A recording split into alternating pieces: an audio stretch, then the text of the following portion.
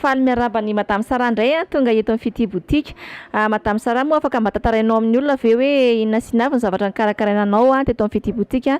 Tsaratsara mantsy dia aleo mihitsy ianao no miresaka hoe inona nataonao teto amin'ny Fity Boutique mba tsy hisian'ny hoe resaka be fotsiny na hoe forcena na niterena fa aleo mba izay zavatra tena nanjoanao mba ho tantarainao amin'ny olona izay mijery antsika amin'izao fotoana izao. Ie, faly miarahaba ny olona rehetra izay mijery amin'izao fotoana izao. Za nisy tay-parasy be dia be ny tarehako. Tena rakotra mihitsy izany ity sisiny ity tena feno be. Dia nakato amin'ny Fity Boutique dia nasorona tamin'ny lazera. Dia nalalana azy aloha somary narara kely fa niafy kely fa tsy tena hoe narara be koa dia izao izy efa hitanareo fa madidio izao. Ya ka hono tamin'ny voalohany aloha ohatran'ny hoe somary nisy ohatran'ny hoe maintimainty ilay izy rehefa avy eo dia ohatran'ny somary nanka natahotra kely ihany ianao kanefa rehefa avy eo lasa tsara be ilay izy dia ahoana fafaliponao amin'izay zavatra izay. Ie, natahotra be azy satria saika tsy nety afaka ilay ohatran'ny hoe nisy traso maintimainty fa iny vokatra ohatran'ny hoe tsy fankahazo resaka za koa tsy nahazo resaka dia mbola tsy maina tsara ilay takopery izany dia ohatran'ny hoe forcena nasorona. Dia izay nahatonga an'iny fa noho niverina izany diovina ilay izy dia izao maivana madio tsara izao. Dia binao fa faly be ô. Ie, faly. Ya dia mirahasoanao ho tohizo foana ny produit ny Fity Boutique raha nahasoanao fa mampatanora izy io ary izy ihany koa dia tena mampatsara sy mampatanora foana na dia ataoko raha reny témoignage efa 20 taona ireny efa mampiasa ny produit Fity Boutique dia ohatran'ny tanora lalandava foana ka dia mirahasoanao tohizo foana ny produit Fity Boutique raha ohatra ka azonao hoe azokonao antoka ve zany ny fikarakarana tarehy eto amin'ny Fity Boutique. Ie, azo antoka tsara sady mandray tsara ny mikarakara azy izany dia azo antoka tsara mahafinaritra. Eny ary dia misaotra betsaka Madame Sara ny fahafapoanao dia mirahasoanao sitrana soma tsara sy toy mbola ho tsara noho izao ny tarehanao. Ie, dia misaotra antsika rehetrarehetra dia misaotra Fity Boutique ny karakara ny tarehy. Amin'izao fotoana izao dia hitodika kely indray tsika anatina témoignage anankiray. Ilay témoignage teo moa zany dia resaka mombanareo resaka hoe point noir sy resaka mombanareo maintimainty tamin'ny tarehany. Fa amin'izao fotoana izao indray tsika dia misy madama anankiray resaka amiko dia tsy isa fa Madame Olivia. Faly miarahaba Madame Olivia tonga eto amin'ny Fity Boutique.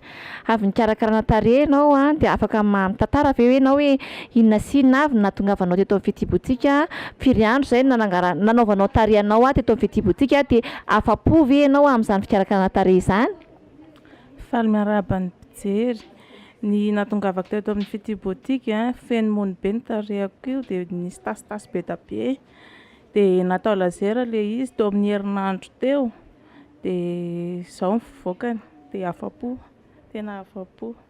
Satria masiny izany lazaira izany dia ohatran'ny hoe tena hoe mampatahotra ny olona.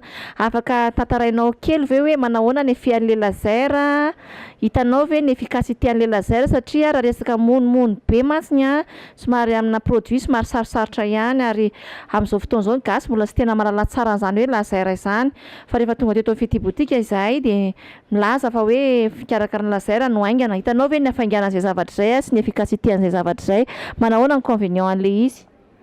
Ilay lazera aloha tsy dia marary fa rehefa matoko fotsiny ianao dia tsy maninona izany io, tsy marary mihitsy ilay izy fa tsy kitikitihana fotsiny manaraka an'izay torohevitra ny zareo fotsiny dia tsy kitikitihana.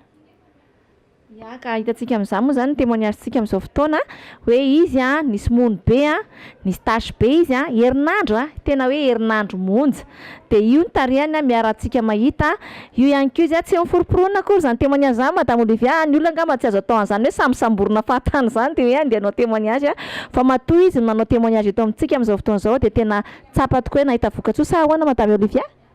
Tsy niforonina ka, tsy niforonina fa misy fanentanana kely ho an'ny olona ve mba hoentinao hoe manahoana raha afaka mba taritanao ny olona eto amin'ny Fity Boutique? Manentana antsika vehivavy mba hikarakara endrika fa izay tsy mikarakara ihany no ratsy. mariako foana moa izany a fa tsy arofy fa tempolin'Andriamanitra ianao ary zany tempolin'Andriamanitra izany a dia mendrika ny kolokoloina hanomezana voninahitra an'Andriamanitra. Ny fahatsaranao tsy sanatria hoentina any amin'ny fitsangatsangana fa hoentina hanomezana voninahitra Andriamanitra ary tsarovy fanorian'Andriamanitra tahaka ny voninkazo isika ka rehefa tsofin'ny rivotra ny voninkazo dia malazo dia tahaka izany koa endrikao sy amam-bikanao io a me malazo me antitra fa tsy me tanora ka rehefa tsy voakolokolo tahaka ny voninkazo a dia efa me ratsy sa ahoana madame Olivia? Zay mihitsy.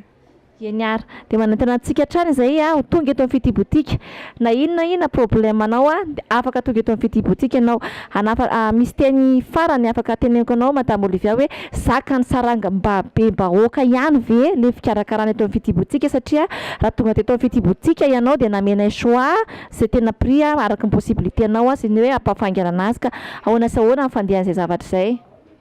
Eo amin'ilay resaka prix antonony mihitsy ny aloha e, antonony fa afaka manantona aty dia aty manontany.